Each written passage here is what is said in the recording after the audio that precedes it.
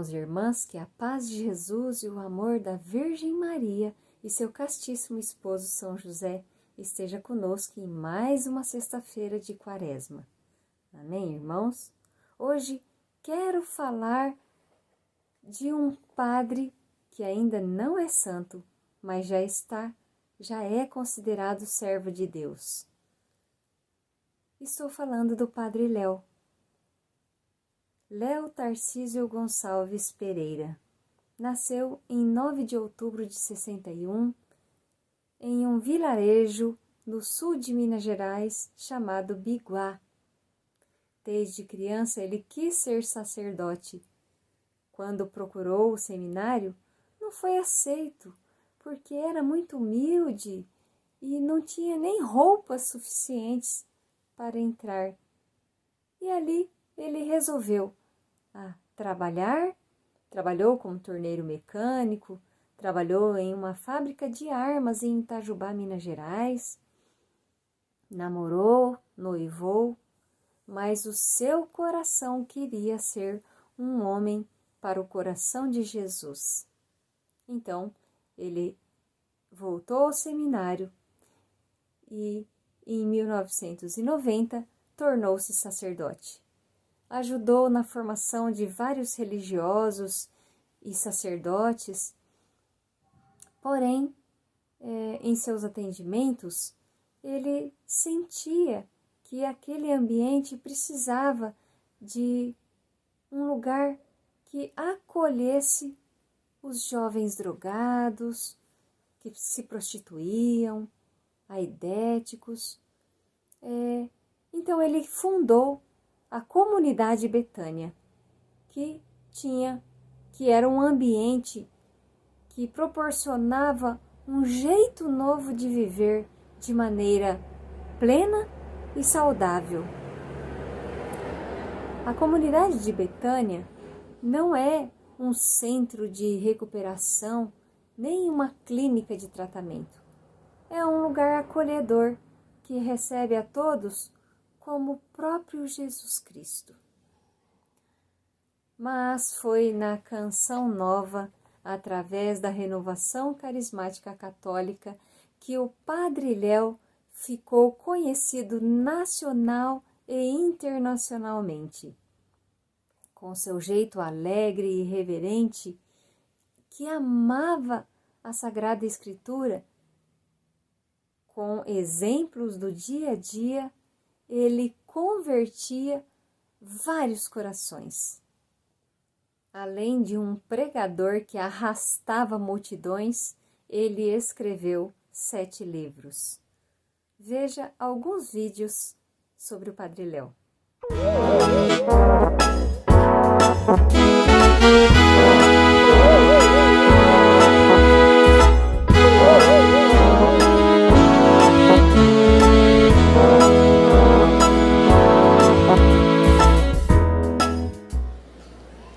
Se nós não tomarmos posse do milagre aqui dentro, em primeiro lugar, o milagre precisa acontecer no meu coração.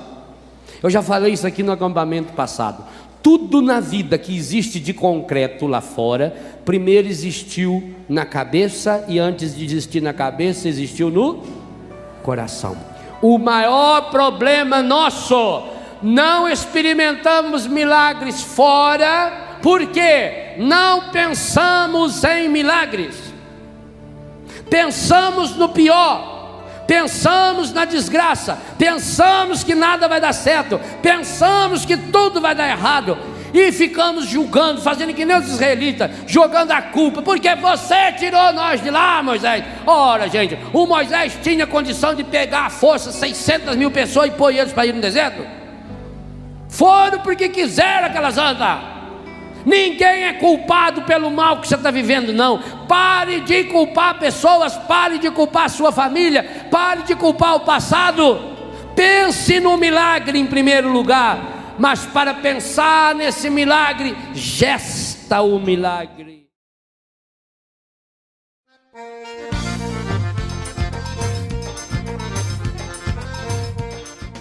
Deus não age em nossa vida a não ser com a nossa absoluta liberdade de consciência. Deus não nos violenta. Jesus disse: eu estou à porta e bato. Se você abrir e sair da frente, eu entro. Porque não adianta não, se abre a porta e fica parado. O que você quer? Que a pessoa vai entrar? E às vezes tem algum que ocupa a porta todinha na largura. Lembra dos discípulos de Emaús? Jesus caminhou com eles um dia inteirinho. Aí quando chegou de tardezinha, Jesus ia indo para frente, eles falaram o quê? Fica conosco, Senhor. Já é tarde, o dia declina. E se eles não tivessem convidado Jesus para entrar? Jesus ia insistir? Não. Jesus não entraria?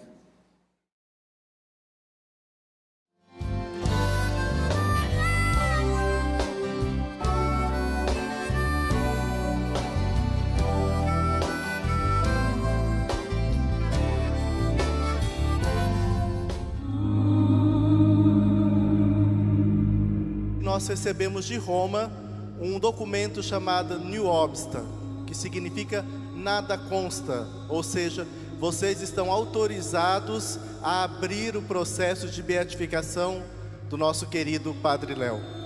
No dia 7 de março de 2020, às 16 horas, a abertura do processo de beatificação do Padre Léo e a elevação dele a servo de Deus.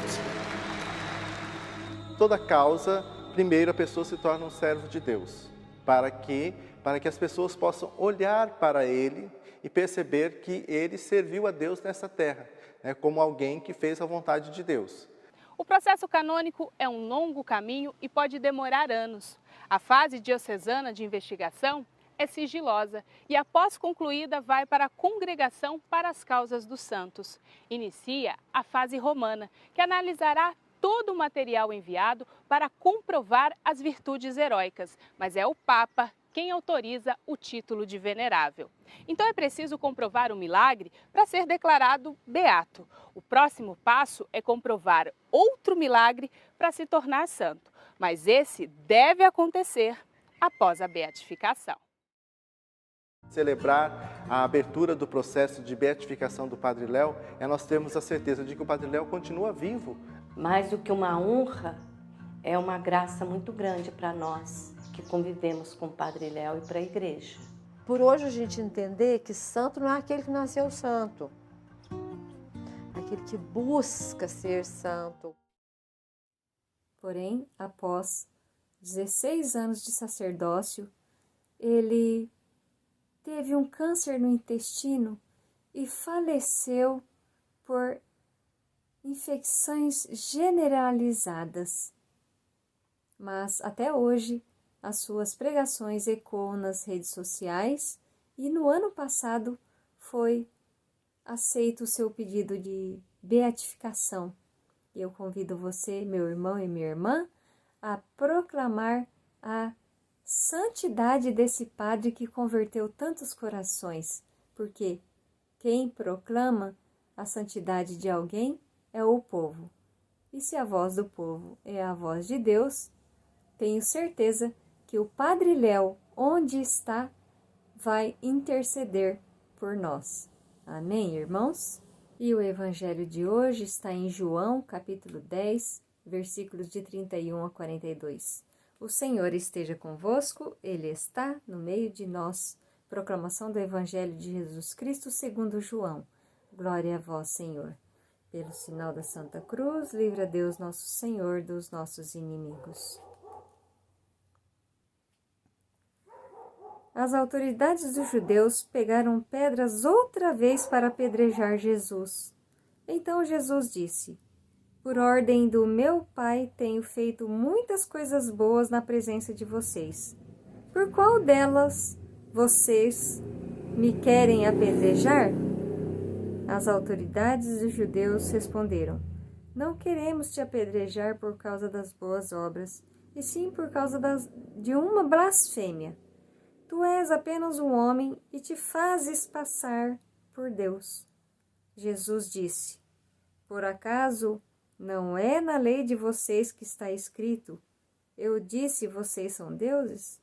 Ninguém pode anular a Escritura. Ora, a lei chama de deuses as pessoas para as quais a palavra de Deus foi dirigida. O Pai me consagrou e me enviou ao mundo. Por que vocês me acusam de blasfêmia se eu digo que sou filho de Deus? Se não faço as obras do meu Pai, vocês não precisam acreditar em mim. Mas se as faço, mesmo que não queiram acreditar em mim, acreditem pelo menos em minhas obras. Assim vocês conhecerão de uma vez por todas que o Pai está presente em mim e eu no Pai. Eles tentaram outra vez prender Jesus, mas ele escapou das mãos dele. Jesus atravessou de novo o Rio Jordão e foi para um lugar onde João ficava batizando. E aí ficou. Muitos foram ao seu encontro e diziam: João não realizou nenhum sinal, mas tudo o que ele disse a respeito desse homem é verdade. E aí muitos acreditaram em Jesus. Palavra da salvação, glória a vós, Senhor. Irmãos e irmãs, vimos aqui, nessa passagem do Evangelho, que as autoridades dos judeus queriam apedrejar Jesus. Por inveja, porque Jesus estava arrastando multidões, acolhia os pobres, os carentes, os necessitados, era justo. E eles estavam perdendo ali o seu domínio sobre o povo. Por egoísmo e por inveja, eles não aceitavam Jesus como Filho de Deus e acusavam de blasfêmia. Olha, se não acreditavam em Jesus por conta de ser Filho de Deus, que acreditassem em suas obras. Quantas curas, quantos milagres, quantas conversões Jesus estava proporcionando ali no meio do povo. Como é difícil acolher as coisas de Deus.